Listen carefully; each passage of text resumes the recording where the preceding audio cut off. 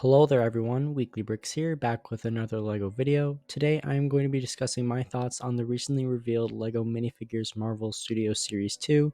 I'll be going through all 12 minifigures and talk about each of their pros and cons. This series might be even better than the first one, so let's find out. I'll go in order of the show's releases. Starting off from WandaVision, we have agathaharkness. I'm surprised that they went back to WandaVision. She should have just been in the first series, but better late than never. She doesn't include any new pieces, but has some fantastic new prints, including her iconic winking expression. It was Agatha all along. Her accessories are the Darkhold and Power Blast pieces in trans purple for the first time. She's also the only villain minifigure in this series, which I didn't even realize at first. Next up, our first duo of the series. From Hawkeye, we have Clintbarton and katebishop.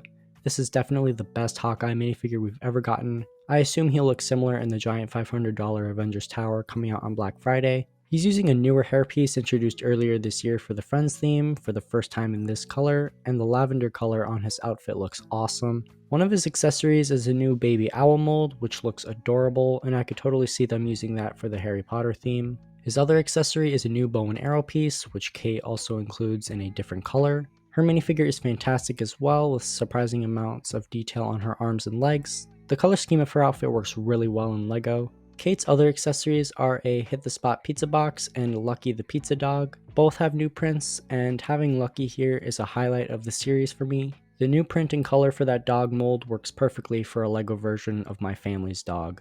The second and final duo of the series, from Moon Knight, we have Moon Knight and Mr. Knight. Moon Knight is by far the best minifigure of the whole series. He has printing from head to toe in every possible area you can think of. He even has two new pieces, being his pointed hood with his crescent moon logo on it, and one of his crescent darts. I didn't even expect them to make a new hood piece for him, so I'm glad they went that extra mile. His other accessory is a scarab print on a circular tile, which is also pretty neat. Mr. Knight, while not as exciting of a minifigure, is still one of my favorites in this series. He has unique printing for his mask and white 3-piece suit. His accessories are his two truncheon batons, which use that piece in silver for the first time, as well as his goldfish Gus in his fish tank. That is an adorable print, and that would work well for my family's fish tank. My only gripe with these minifigures is that they don't include separate heads for marcspector and stevengrant. That would have solidified these minifigures as some of the best Marvel minifigures ever, but it is what it is, and these are both great minifigures regardless.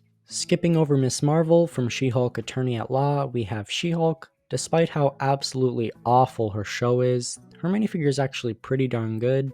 She's using the same hairpiece in the same color as her comic minifigure from 2017, and she was given the whole 9 yards with her detailed printing. It's a shame that she's not using the long Na'vi arms and legs from Avatar, since she's definitely taller than the average person, but it's not surprising that they didn't do that. Both of her accessories are very interesting, both referencing important characters from her show. She has a smartphone, which has a call from her cousin Bruce displayed on the screen, and she also has a file from her law firm of Abomination, which is really awesome to have here. This is the first time that even a reference to him has shown up in any physical LEGO product.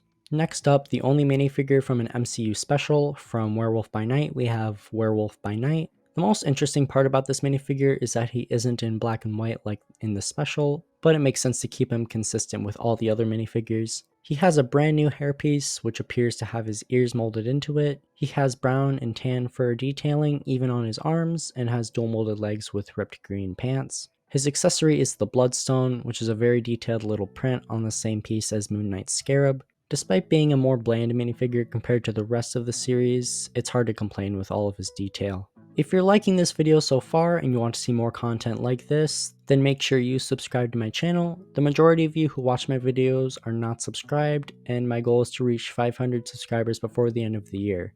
The rest of the minifigures in this series are from shows that are still yet to be released. From the upcoming series Echo, we have Echo. I'm not surprised that LEGO included her here, and they certainly did not disappoint. Besides her fantastic printing, the things that stand out to me the most are her new hairpiece and what appears to be a new leg mold for her prosthetic leg. Kudos to LEGO for going the extra mile here. I have no idea what her accessory is supposed to be, possibly some sort of weapon. I guess we'll find out when her series launches in late November.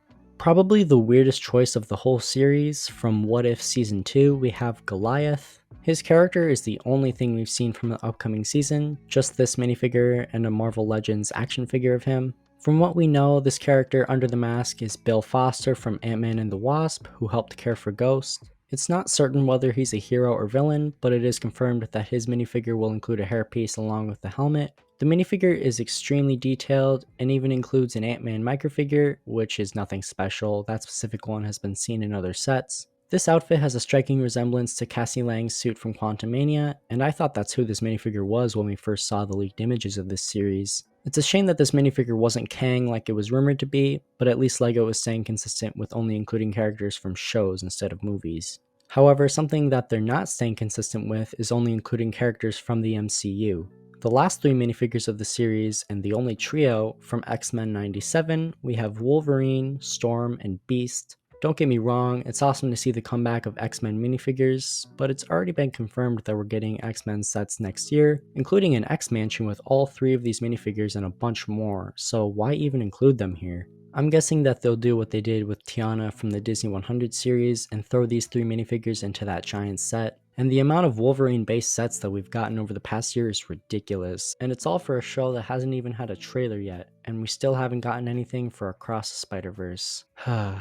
Anyways, enough with the rant. The minifigures themselves are absolutely phenomenal. Storm and Beast both have new hairpieces, and Wolverine comes with a Sentinel head. It was originally rumored that all 3 of these minifigures would include different parts of the Sentinel, and you would be able to build a Sentinel minifigure if you got all the parts, so it's a shame that didn't come to fruition. Wolverine also comes with his claws, of course, as well as a mask and a hairpiece. Storm comes with 2 lightning pieces and a cape piece that wraps around her hands, and Beast comes with an X-Men mug and a microscope build. I love his face print with his glasses.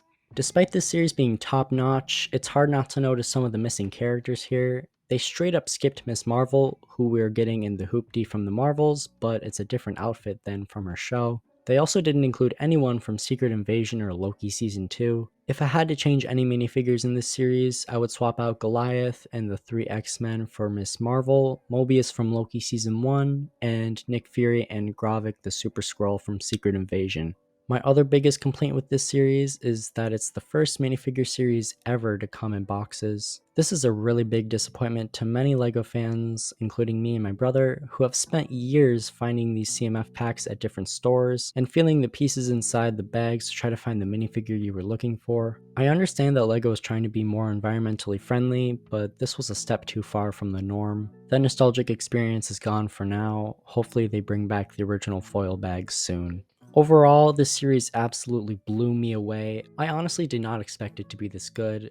There is such a variety of characters here, way more than the first series. I'm going to have to get this whole series in hand to officially decide if I like it better than the first series or not. Once I do get all the minifigures, I'm going to do another video where I rank all 12 minifigures in a tier list. You won't want to miss it, so stay tuned. If you enjoyed this video, be sure to drop a like and check out this one next, where I rank every minifigure from the Disney 100 CMF series. Thank you so much for watching, and have a great rest of your day, fellow brickers. Peace out.